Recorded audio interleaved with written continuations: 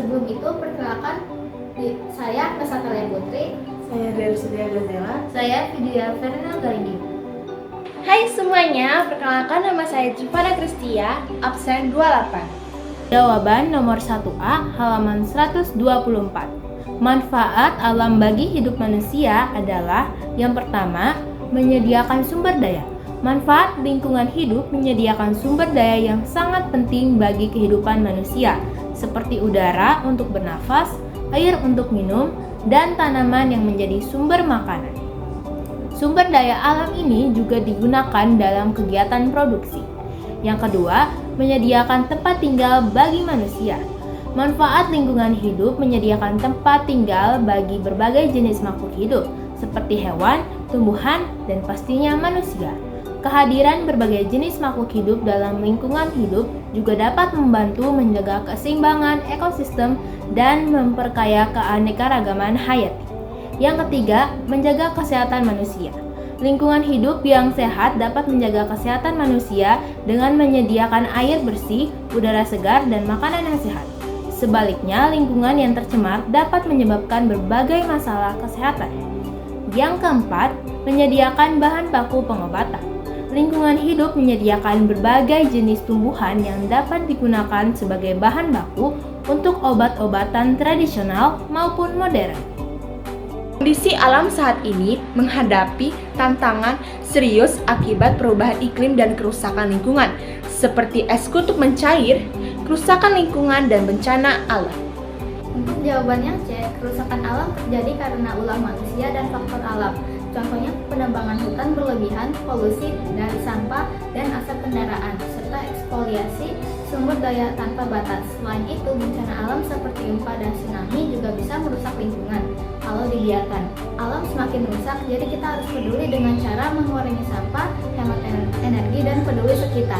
Alam dapat mengakibatkan banyak dampak yang merugikan bagi kehidupan manusia, seperti halnya dalam bidang kesehatan. Polusi udara dapat mengakibatkan penyakit pernapasan, dan dalam perubahan iklim dapat mengakibatkan penyakit risiko menular. Dan ada juga bencana alam yang dapat mengakibatkan cedera dan kematian. Untuk mencegah kerusakan alam, kita bisa melakukan beberapa langkah sederhana. Pertama, mari kita kurangi sampah dan polusi dengan menggunakan kembali barang, mendaur ulang, dan mengurangi penggunaan plastik. Kedua, penting untuk menjaga kelestarian alam dengan menanam pohon, merawat hutan, dan tidak merusak ekosistem agar lingkungan tetap seimbang. Ketiga, kita harus menghemat sumber daya dengan menggunakan air dan listrik secukupnya, serta memilih transportasi ramah lingkungan untuk mengurangi emisi dan limbah. Dengan langkah-langkah sederhana ini, kita bisa membantu menjaga bumi tetap sehat. Paus Fransiskus mengajak kita untuk membangun persahabatan sejati dengan alam, bukan untuk penguasa yang mengeksploitasi, tetapi sebagai bagian dari komunitas ciptaan yang saling terhubung. Paus Fransiskus menegaskan bahwa meskipun manusia diciptakan sebagai gambar Allah, bukan berarti makhluk lain tidak memiliki nilai.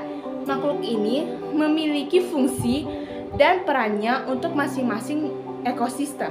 Jawaban nomor 2B halaman 126 adalah yang menjadi tugas manusia terhadap alam menurut Kitab Kejadian 1 ayat 26-28 adalah bahwa manusia berkuasa atas burung-burung di udara, ikan-ikan di laut, dan tumbuh-tumbuhan yang berbiji. Karena hal inilah manusia memiliki tanggung jawab atas pemeliharaan dan pelestarian alam sesuai dengan kehendak dan ajaran Allah secara bijaksana. Untuk jawaban yang C, tugas manusia terhadap alam bersifat terbatas, bukan mutlak. Manusia tidak dapat sepenuhnya mengendalikan alam, terutama dalam hal bencana alam seperti gempa bumi, tsunami, atau gunung meletus. Namun, manusia tetap memiliki tanggung jawab yang besar untuk menjaga dan melestarikan lingkungan. Banyak kerusakan alam terjadi akibat aktivitas manusia seperti penebangan hutan, pencemaran lingkungan. Meskipun manusia tidak dapat memiliki kendali penuh atas alam, mereka tetap dapat berperan dalam menjaga keseimbangan lingkungan. Langkah-langkahnya bisa seperti mengurangi sampah, menghemat energi, serta mendukung kebijakan ramah lingkungan. Lingkungan dapat membantu mencegah kerusakan yang lebih besar. Untuk menjaga dan menjalin hubungan Buanglah sampah pada tempatnya dan kurangi penggunaan plastik. Selain itu, hematlah air dan listrik. Kita juga bisa menanam pohon, menggunakan transportasi ramah lingkungan, dan ikut dalam kegiatan pelestarian alam, seperti aksi bersih-bersih dan penghijauan. Dan juga jangan lupa untuk sebarkan kesadaran lingkungan melalui media sosial atau komunitas agar lebih banyak orang peduli terhadap alam. Kesimpulan dari jawaban kami di halaman 124 adalah bahwa lingkungan hidup menyediakan sumber daya yang penting bagi manusia. Namun saat ini kita masih menghadapi tantangan serius akibat perubahan iklim dan kerusakan lingkungan.